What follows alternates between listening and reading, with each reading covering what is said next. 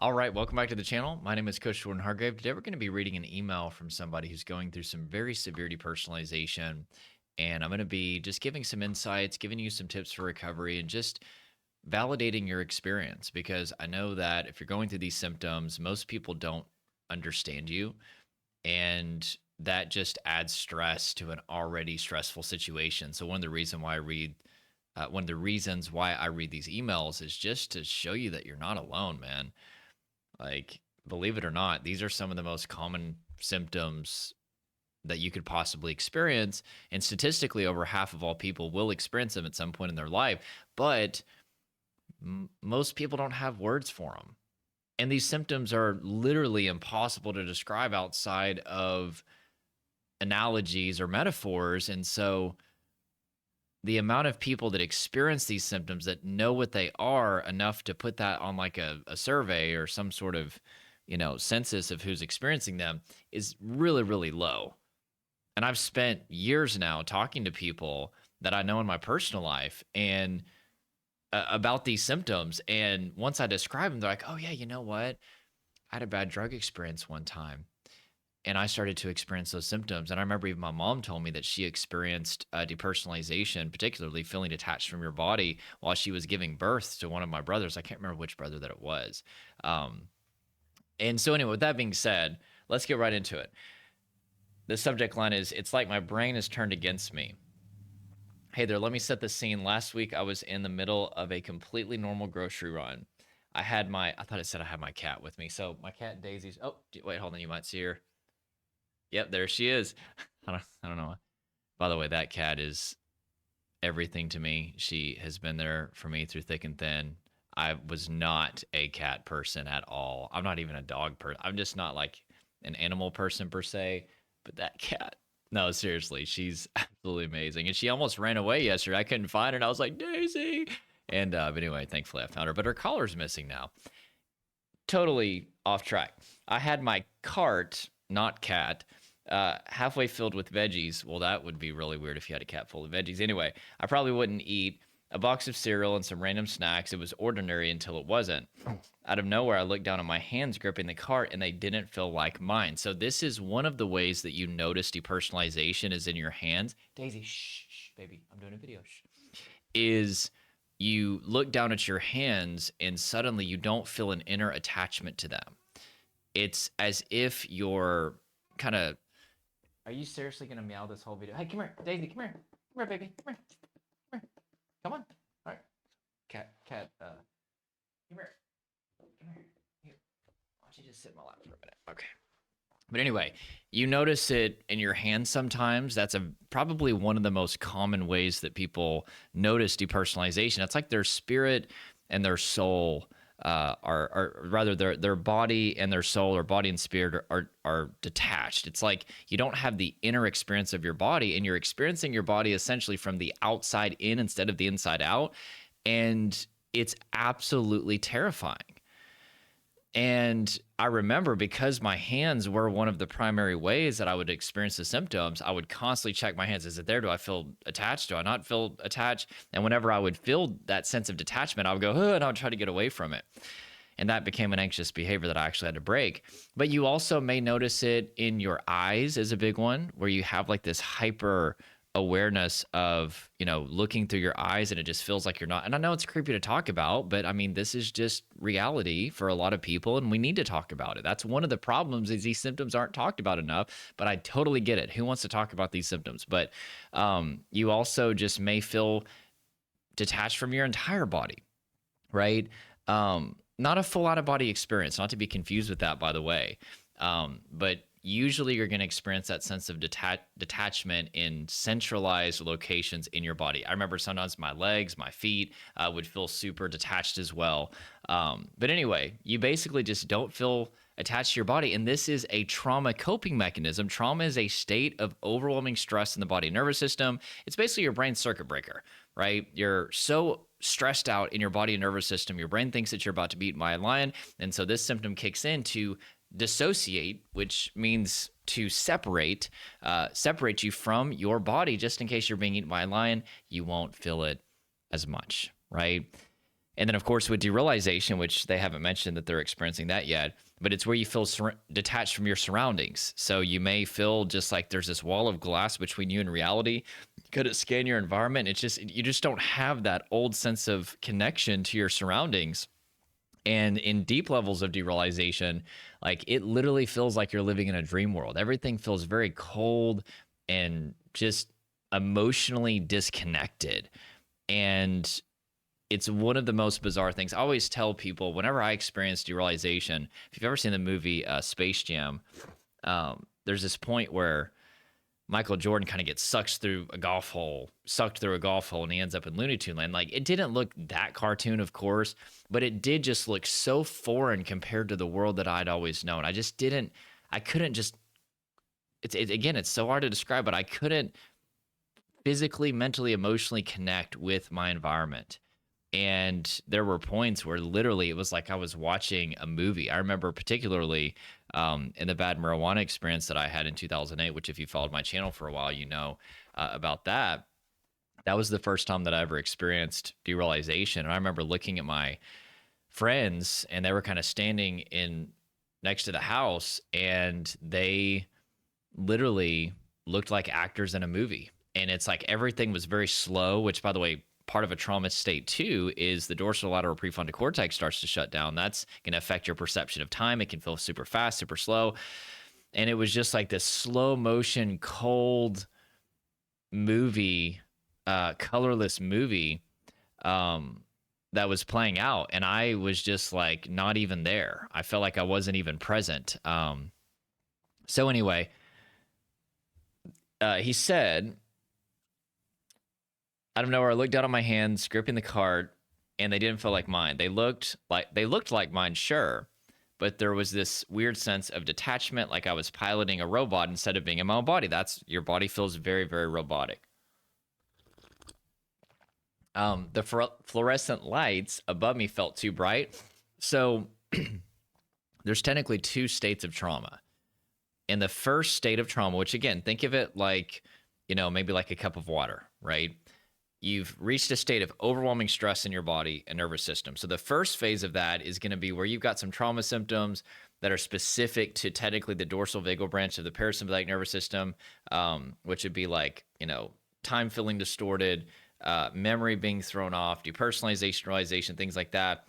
But you're also probably going to have some sympathetic nervous system symptoms, which is traditional anxiety symptoms, right? Racing heart, shaking, sweating, irrational fears, racing thoughts, sense of impending doom, the list goes on. But if that stress continues to increase and increase and increase, there is a point where you'll enter something called state 4 severe trauma, which go back and watch. I think it was the last video that I did where I talked about a client of mine who's coming out of state 4 severe trauma. And that's where there's no sympathetic nervous system fight or flight symptoms. There's no anxiety symptoms. You're just going to be completely numb. You don't feel negative emotion. You don't feel positive emotion. And I always kind of describe it as if you're in state 4 severe trauma, it's going to appear that you're calm, but you're not, because you feel super dissociated, out of it, even depressed. And there's probably going to be some DP or some DR there. Again, memory is thrown off. Time is distorted. Not all these are always there, but you're basically going to be like this. Maybe you find yourself just kind of very slow. Because remember, this is the freeze response. Right? Just very slow, kind of dazed out. That's where you're so overwhelmed by stress that you could say, like, your brain thinks that there's no fighting chance. So there's no need to have fight or flight symptoms. And so your body is just making you completely numb and dissociated. And that state is a lot harder to get out of. It's definitely something that we do all the time with our clients, but man, that's a harder state to break because, I always tell people trauma healing begins with feeling. Trauma is a body that is constantly preparing for a threat that never comes. And we've got to get you back in your body so we can start to befriend the body and release the buildup in the body. This is called interoception, the experience of the embodied self. In fact, Bessel van der Kolk, who's one of the world's leading trauma experts, who wrote the book called Body Keeps the Score, which if you do read that, skip the first chapter. It's super triggering. But anyway, he was asked one time, what heals trauma? And he said, I'll tell you what heals trauma. Interoception heals trauma. And that is why one of the first things that I do with my clients is teach them techniques, which, by the way, progressive muscle relaxation is a really great way to do it. You just squeeze and release different parts of your body. It's a way to start to experience your embodied self, because you've learned to be perpetually disembodied. You've separated, dissociated from your body. Even if it's not depersonalization, you live in your head all day. And then there's inevitably going to be, things that you're doing to numb your body. Not everybody, but alcohol, vaping, smoking, unhealthy food, alcohol. I think I mentioned alcohol. The list goes on. But this is you just trying to feel better. You're trying to separate from the pain in your body because you've had a painful history. Again, going back to that cup, most of my clients, it's a complex trauma situation. There's been repeated stress and adversity for a long time. And so your body has been bombarded with these uncomfortable physical sensations, and you didn't know how to self-regulate. You didn't know how to befriend the body, release the buildup from the body, and you probably didn't have the co-regulation that you need, which is a safe human that will convey safety, build a secure attachment relationship, and you didn't have the neuroscience of what was going on, and so thus you thought, I'm going crazy, and I'm just going to do the best that I can to make it through the day. And so I found that whenever I'm spaced out on social media, I'm not as overwhelmed. I found that whenever I hit this vape, or I drink this alcohol, or I eat this unhealthy food, or this thing or that thing, I'm not as overwhelmed. But eventually, if you never actually directly get into the body, those things are not going to provide much relief anymore. And I know even as a kid, I found myself constantly obsessed with existence. That was one of my escapes. And a lot of my clients with, consistent existential obsession and rumination, they think that that's the problem. And I'm like, this could be a dissociative outlet. Because if you're always in your head, meditating on consciousness, afterlife, nature of reality, you don't have to be in your body, right? So this is a way that you've learned to feel better. And again, you're a good person. I'm not saying any of this to bring shame. In fact, I always tell people, you have a skill set. I do this and I feel better. We just got to change what that thing is that you're doing to make yourself feel better. Instead of looking to nicotine and alcohol, unhealthy eating, porn, drugs, and instead of looking to just spacing out on social media and, watching Netflix all day, or whatever you're doing, or daydreaming, we need to get you back in your body and teach you how to self-regulate, which is getting rid of that buildup, facing your emotions. Really, so many people suppress their emotions. But anyway, we've got to get you back in your body. That is the missing piece that baffles me as far as all these approaches, right, that are out there. Especially in the Western world, we typically worship the mind. And I'm not against the mind. If you knew the mindsets that I use on a daily basis, I'm all about some David Goggins mindset, some Jocko Willink mindsets. At one point in time, I had the word good tattooed on my wrist. I got it covered up because it was super ugly and bad decision. But go to YouTube, type in Jocko Good, and it's an awesome video. I'm all about some mindset stuff, but if you don't get back into the body and befriend your body, you don't have access to enough cognitive brain power. Well, not cognitive brain. You don't have access to enough cognitive power to actually do much with your mind. The prefrontal cortex is compromised. Logical, critical, creative, contextual thinking. And so anyway, let's go back to the state 4 severe trauma. If somebody is coming out of state 4 severe trauma, before they can even release the buildup, they have to first feel what's happening in their body, because they are completely somatically dissociated, meaning they're really not feeling anything in their body. But it's doable, okay? So anyway, let's go back to the email. So anyway, going back to the fluorescent lights, felt too bright. Why is that? Because whenever your body is in fight or flight symptoms, which let's say that person is in state 3 moderate trauma. So they've got some anxiety symptoms, some trauma symptoms. Your pupils dilate to let in more of your surroundings. This is because if there's a lion present, you want to be able to be aware of everything. But whenever you're around fluorescent lights, they're flashing super duper fast. And even a lot of TV screens do this. And that's why sometimes if you watch TV, you find yourself having more DPDR or more panic and all that stuff. In fact, by the way, just had a client call today. It was a group meeting, and there was this guy that joined my program maybe about 6 or 7 weeks ago, and he said, Jordan, he said, like I told you, I wasn't able to watch TV at night without feeling super depersonalized and derealized. And I told him about, what's happening with the TV and the bright light, and usually there's a flicker on there. Anyway, he showed up to the meeting today and he said, Jordan, there's almost no DPDR now whenever I watch TV. That was awesome to see. That's what it's all about. So anyway, but that's your body trying to help you. But you're going to experience that in the form of visual sensory overload, light sensitivity. It was so bad for me. I mean, I would literally look at my phone and it felt like I was looking into the sun. Then I remember I had to turn the brightness all the way down and the contrast down and the brightness on my computer screens. And even just being outside, I would always have to wear sunglasses. And that's because your body is in fight or flight response. If there's DPDR, it's also in the freeze response, a trauma response. But that's why that's happening. Oh, and he says the hum of the store was too loud. So also part of the sympathetic nervous system symptoms is that your senses heighten in general. You may be more sensitive to sound. I remember sometimes even the sound of my own voice, it was piercing my ears. And then, if I would be in loud environments, a basketball game, or just places with a lot of people, it was visual, sound, even I remember sometimes smells. I remember getting gas one time, not one time, many times actually. And all of a sudden it was just the smell of gas was overwhelming to me. And I was like, this is terrible. And even sensitive to physical touch even, but your senses get heightened. Why? Because if there's a line, you want your senses to be heightened. That's your body trying to protect you. But people don't know this and they think that they're going crazy. And that's why we need education. Suddenly, I was frozen in the cereal aisle, staring at the floor tiles like they were the most confusing thing in the world. This happens to me more than I'd like to admit. Little everyday things turn into these bizarre out-of-body experiences. It's like someone flips a switch in my brain that disconnects me from everything, myself, my surroundings, the people around me. Ah, man, I hate this. I hate this for you.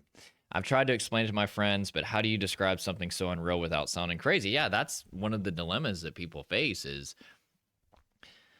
I mean, I'm saying this respectfully as a former DPDR sufferer, but it makes you sound nuts. You feel detached from your body. It's what do you mean, man? People just don't know what to do with that. With derealization, it's yeah, I feel like I'm experiencing the world as a dream world and everything just feels fake and not real. It's that's a great conversation starter at the party. It's the birthday party. Hey, it's people just don't get it. And I've told these symptoms to some of the most brilliant people that you could ever imagine. And I'm talking PhD knowledge, brilliant people could talk to you about quantum physics and all kinds of stuff. And they just can't wrap their mind around these symptoms. That is how much that people are just not going to get it. But we have this built-in human need to be co-regulated and for people to validate our experience. And yet it doesn't happen. It doesn't happen. And people are already in a bad enough state, and then there's nobody around to connect with them and to say, hey, you're not going crazy. And I understand you. So if that's you right now, I'm just one lowly gentleman with a huge Adam's apple from Arkansas that plays the banjo. I really do play the banjo. I fit the stereotype of Arkansas perfectly. I don't sound necessarily like your typical Arkansan, but I will tell you in all seriousness that you are not alone in this, okay?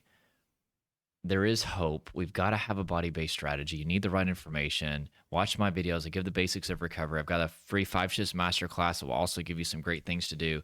But there is hope to get out of this, okay?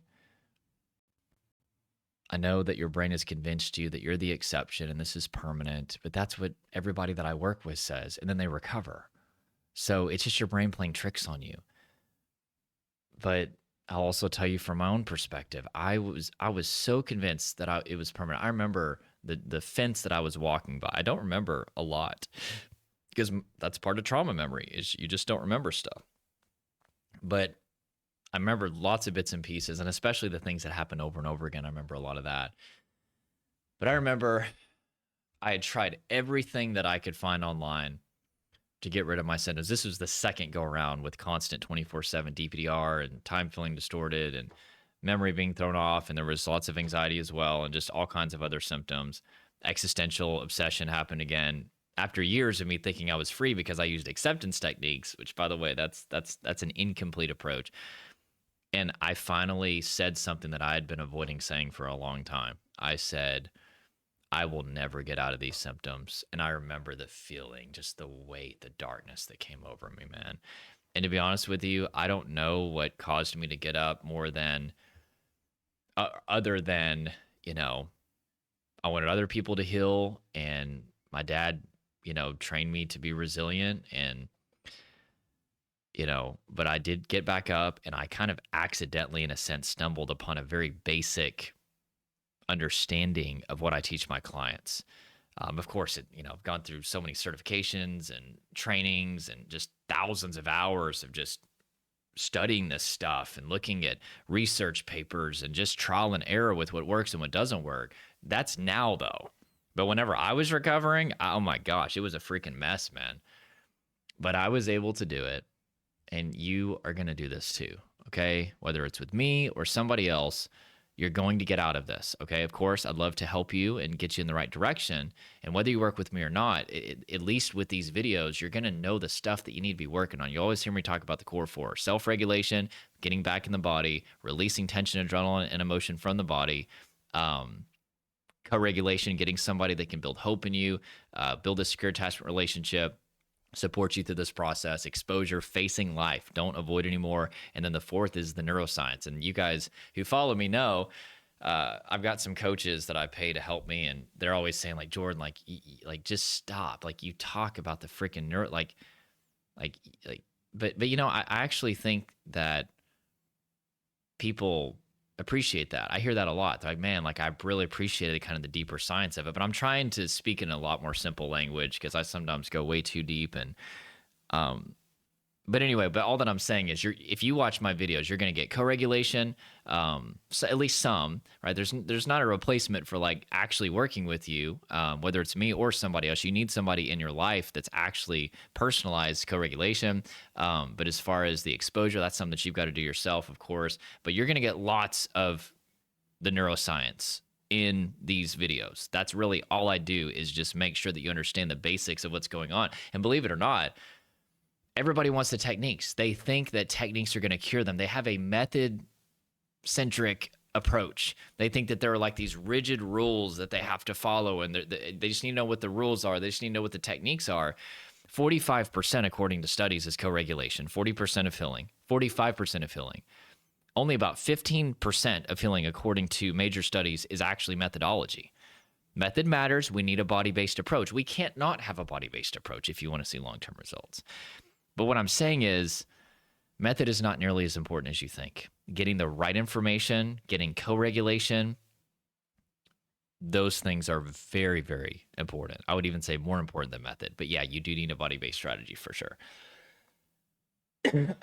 Okay.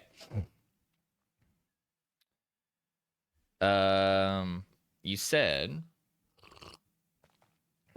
as I drink my McDonald's, was it waffle coffee? I tried to find the blueberry, man. Have you had the McDonald's blueberry coffee? It is freaking bomb, and I cannot find it at Walmart, and I'm very sad about it. I don't want to talk about it, but that's all right. I got McDonald's like waffle or something. It's pretty good. I've gone down every rabbit hole trying to fix this. I've meditated, taking cold plunges, which are brutal, by the way. Oh yeah, I tell my clients ask me about all this time. Ugh. My clients ask me about this all the time. In fact, I answered this question today in a call. They're like, should I do cold plunges? And here's what I want to tell everybody, okay? Like, if you're considering working with me, I'm going to tell you the stuff that is backed up by studies. I'm also going to tell you the stuff anecdotally that I've seen that works, and maybe also the things that you want to probably avoid. But at the end of the day, nobody knows you better than you. So you have to make a decision based upon you. And I tell people, if you do a cold plunge and you feel better, then freaking do cold plunges. That's awesome. But the general rule that I've seen is that we do want to avoid cold water submersion right now. Cold showers, do a hot shower and you're showering cold for maybe like 15, 20 seconds. I've been doing that for like 7, 8 years now. One of the best parts of my day. That's one thing. But full cold water submersion for like 2 to 3 minutes, which you really shouldn't go past 2 minutes. There's really no physical benefits past 2 minutes based on my knowledge. Wim Hof, he actually didn't invent it, but he popularized Wim Hof breathing. Well, they call it actually some techniques that he learned. That's a long story, but he also does cold water exposure. And here's my impersonation. He's like, so if you're doing the cold water, you're under for the 2 minutes. Anything past that, you're just doing to build resilience. You only need the 2 minutes for the effects of the mitochondria and the hypothalamus, and then stress is gone. No more stress. That was not good. If you've listened to Wim Hof, that may have given you a little giggle. If not, then you're like, what is this guy talking about? I'm used to that. No, but anyway, so with cold water exposure, with cold plunges, it shocks the sympathetic nervous system, which actually ends up producing a massive parasympathetic response. Like parachute, right? It's going to slow your nervous system down. It's going to calm you, relax your body. So that's where you get the benefit. But to get to that end result, you have to go through a massive shock of your sympathetic nervous system. And right now, especially if you have a very low window of tolerance for stress, it's probably going to set you into overwhelm. Try it though, and see what happens. And if it makes you feel better, then do it. And like Wim Hof breathing, right? Which I took his course years ago, and I used to do that. If Wim Hof breathing makes you feel better, then freaking do Wim Hof breathing. Like, I even tell my clients, I'm like, you probably don't want to try to become a bodybuilder like me right now. By the way, if you're one of my clients watching this, comment below, because I tell stupid jokes all the time. I can't stop it. I think they're funny. I don't think anybody else. I think they're not funny, and that's why people laugh. But I'm like a lot of bicep jokes because I don't really have any. But anyway, but with working out, I'm like, you probably this is like, remember, once we understand what the root problem is, which is that your body is overwhelmed with stress and fatigue and unprocessed emotion and adrenaline and all these things, and to the point that you've reached a state of traumatic, overwhelming stress, to the point that your brain is dissociating you and preparing for you to be eaten by a lion. Do we really want to be training to failure right now? Do we really want to be pushing your body like that right now? But then again, I tell people, hey, if you go to the gym and it helps you, then do it, man. I'm just here to give you the stuff that I've seen, and I've worked with a lot of bodybuilders over the years. I think they're drawn to me for the neck. They see the neck and that they have neck goals. So by the way, did I cut myself shaving? Thought I saw. Anyway, I say shaving. I have this little thing. I can't. I'm like Joe Dirt facial hair. I can't really grow anything, but I just trim it up a little bit. But anyway, it's hard to tell a freaking bodybuilder who trains usually 6 days a week for 2 to 3 hours a day, hey, that's probably not advantageous for your recovery. And not only is it not advantageous for your recovery, but that may have been one of the fundamental things that led to the state that you're in.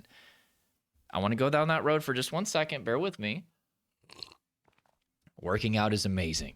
Lifting weights is great. I tell my clients, exercise every day if you can. 15, 20 minutes of just brisk walk, bicycle, walking, jogging, that's great. Swimming, hiking, whatever. But that's different. That's a lot less impact on the body than training to failure 5 to 6 days per week for 45 minutes to 2 hours, right? But with these bodybuilders, it's hard to tell them that. But what I tell them is hey, we're going to have to pull back on a couple things right now. But it's not going to be forever. And you're eventually going to be able to slowly build back up to where you want to be. But sometimes with going to the gym or lifting weights, it can be an escape from your body, believe it or not, because you get endorphins whenever you exercise and lift weights. Those are natural painkillers. Usually you've got, Eminem, or maybe you got Into Club, you know what I'm saying? That's a new song that just came out. You guys ever heard of that? I know they're not funny, but I am entertained by this, and I'm going to keep saying them, so you just got to bear with me, okay? You can find me in the club. Anyway, But you got, Eminem's Phenomenal, which is one of my favorite songs. I am phenomenal. Dude, if I listen to that song, I'm gonna like I can I can endure anything if I'm listening to that song. I remember one time I put that song on repeat and I ended up running like 5 miles after not having ran for like a year. And then I hurt myself because I'm old now, I'm 35. But like you got the headphones blaring, and then you're kind of worried about what people are thinking of you, right? So your mind's either on the music or it's on other people. And you would think, well, I'm moving my body, right? And maybe you are doing the mind muscle connection, which actually statistically, or not statistically, but studies I believe have shown that if you're in your body while you work out, it actually will help your gains. I'm not one to give workout advice, so I probably should be careful with that, as you can see. But you get what I'm saying, though. But a lot of people, the gym can be one big numbing and dissociative experience. But it's like people aren't thinking about that because they're just thinking, okay, positive activity, right? I've got this problem with these symptoms, so let me just drop in a bunch of random positive activities. I'm going to hydrate, which is not bad. I teach my clients to do that. I'm going to get my diet good, better. That's great, actually, and I do teach my clients that. I'm going to get my sleep better. That's great, and I do teach my clients that. I'm going to, not work so many hours. That's great, and I teach my clients that. But even with those positive activities being done, that doesn't mean that you're doing things that are communicating safety to the nervous system. The core four that we just talked about, those are the four primary ways that studies have shown that we show your nervous system that we're safe. Remember, zooming out a little bit, the problem is that you've had a painful history, the stress is built up, it's created all kinds of sensory triggers that are perpetually putting your body into fight, flight, freeze response, and eventually it got overwhelming, or it could have been overwhelming all at once if it's a major trauma, but a lot of people that are watching this, it's a complex trauma situation, the slow buildup. And eventually your brain started to think you were dying and decided to make you dissociated with DPDR and other symptoms. And we need to increase relaxation and rest in the body. We do. It's really, really important. And so, and we need to do things that show your nervous system that you're safe. And the four things are self-regulation, co-regulation, exposure, and getting the right information that strips away fear. Okay? And a lot of you are perceiving a lot of threat around the symptoms. And that's one of the reasons why you can't downregulate your nervous system is because nobody's told you what's actually going on. And then your mind is filling in the blanks. I'm going crazy. I'm losing my mind. What if I have epilepsy? What if I'm psychotic? What if this? What if this? What if that? But if you'd get a basic understanding of the neuroscience of this, it would start to eliminate that. By the way, in the 5 Shifts Masterclass, I go pretty in depth with that neuroscience. So make sure to watch that. So with that being said, you're not going to get out of this with random positive activities, even though those things are good. And if you were to come work with me, for example, we may continue a lot of those things that you were doing, depending on what they were. Some of the things we need to completely and utterly reject because they're just actually pushing you further away. But we have a very particular problem that requires a very particular solution. You are in a threat response when there is no threat. Your body's preparing to address a threat, and thus we need to do things that communicate safety to your body. Working with a safe human that can co-regulate you shows your nervous system that you're safe. So whenever I'm working with clients, positive facial expressions, positive vocal tonality. I am very careful with the words that I use because my clients are easily triggered. There's certain things that I say that I don't say. And I tell them, like, there's nothing that you're going to do that's going to upset me. Like, I'm with you in this. I'm not perfect at it, but I do my very best to make sure that they always know that they're like, I'm with you throughout this entire process. I'm with them in the ups and the downs, and I do my best to co-regulate them because it's almost half of recovery. But then self-regulation, directly releasing that buildup of tension, adrenaline, and emotion from the body, of course that's going to communicate safety because you're directly showing your body that you're safe by relaxing and getting rid of all the buildup. And of course, facing your triggers, not avoiding things in life, that communicates safety because whenever you avoid something, your brain assumes that that's dangerous. So whenever you face it, and also I teach my clients to couple exposure with relaxation as well. This is technically called reciprocal inhibition, but that doubles the signals of safety that are being sent to the nervous system. And then the brain through neuroplasticity will start to desensitize those sensory triggers. But anyway, the last thing is learning the right information. Whenever you get an understanding that your symptoms are biologically correct for the state that you're in, suddenly we can start to go through this process called cognitive restructuring, where we start to recondition your mind to perceive safety surrounding the symptoms by reminding your mind of what actually is going on. Hey, you know what? I'm in a state of survival. I'm not weak. I'm not broken. And this isn't permanent. And I can get out of this. It's very, very important, okay? Almost done here.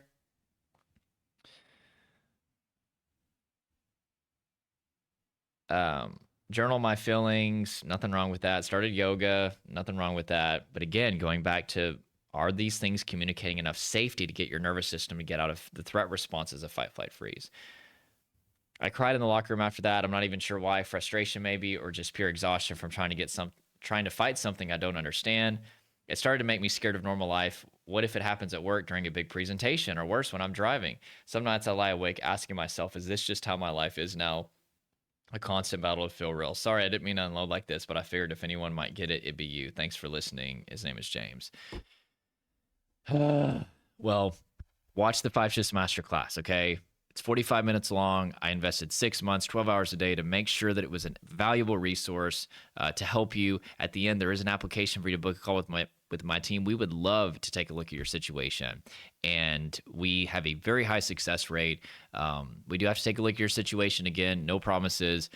We only let people come in if we're 100% confident that we can help them. But no matter what, you're going to have so much value with that 5 Shifts Masterclass. There's a link below. And if you'd like to pursue mentorship with me and my team, working with you to hold your hand through this process, give you my step-by-step framework. It's basically, all of these YouTube videos, I'm kind of giving you the zoomed out version. Whenever you work with me, I give you the zoomed in version, right? That we get into the very particulars of what you need to do during the day, the self-regulation skills, and then of course we meet all the time. I think we're doing 3 group calls per week. You'd get private access to me to book calls with me. You'll be able to talk to me anytime you want to for months, and it's awesome. I get to invest a lot of time in people. I've shifted my career where I really don't work with a ton of people now. I just don't have the energy for it. I'm more focused on working with a small handful of highly dedicated individuals, and it is awesome. The group calls, it's just such a family atmosphere, so positive. Everybody is there and are ready to just knock this out, and people are seeing results like you would not believe. It is absolutely incredible. So if you want to be a part of that, cool. As they say in the movie, Oh Brother, Where Art Thou? Come on in, boys. The water's fine. But if you would like to pursue working with somebody else, just make sure that those 4 key things are there. I promise you, I don't care who you work with as long as you get help. I got into this because I want to help people. Now, of course, I love helping people, and I would love to consider working with you. But at the end of the day, my role here is to get you the tools so you can be informed and make sure that you're headed in the right direction, because I get calls.